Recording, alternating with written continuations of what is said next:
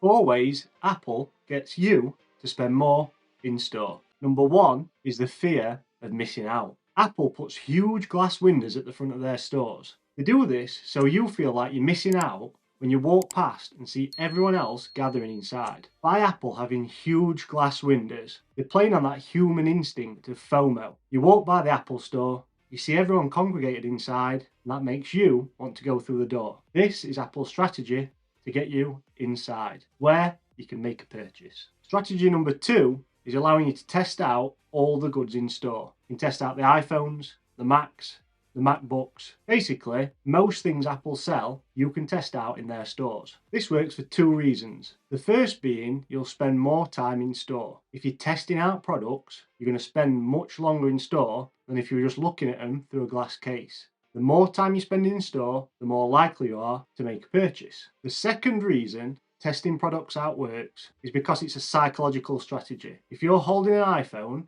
you've been using it for 10-15 minutes, you start to think that that product's yours as you're emotionally connected to the item already. If you feel like this product belongs to you, then you're more likely to make that purchase. That's why a lot of companies now let you handle and try out goods, especially in the electronics sector, as it typically leads to more sales. Tactic number 3 is no sales, no price tags, and no clearances. Prices at Apple are notoriously hard to find. They're either not there, really tiny, or far away from a product at the side. This is deliberate because people associate price with something negative, and Apple want you to think positively about their products. The price of something can put somebody off a product straight away, and it can influence how they feel about the product. By removing the price, instead of the customer thinking about the price of something, they're thinking about the product itself, its features, and how good it feels to be using that product. This is great for Apple and its sales. When in the Apple Store, you never see clearance banners or for sale signs. This is because it cheapens the brand. Apple products are supposed to be seen as a premium product,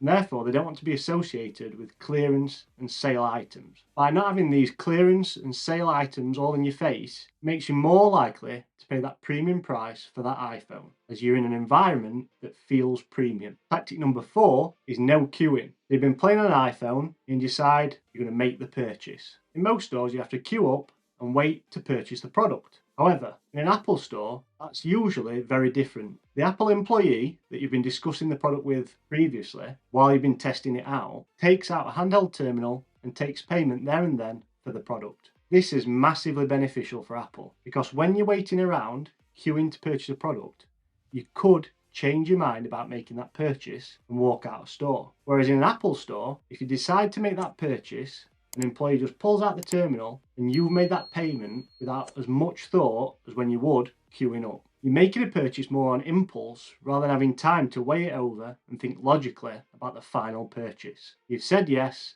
and that sale's gone through. Taking this time out of your purchase process benefits Apple massively. These 4 tactics we've discussed have made Apple stores some of the most profitable stores per square foot in the world. Thanks for watching the video to the end. Don't forget to give it a thumbs up and subscribe for more weekly business videos.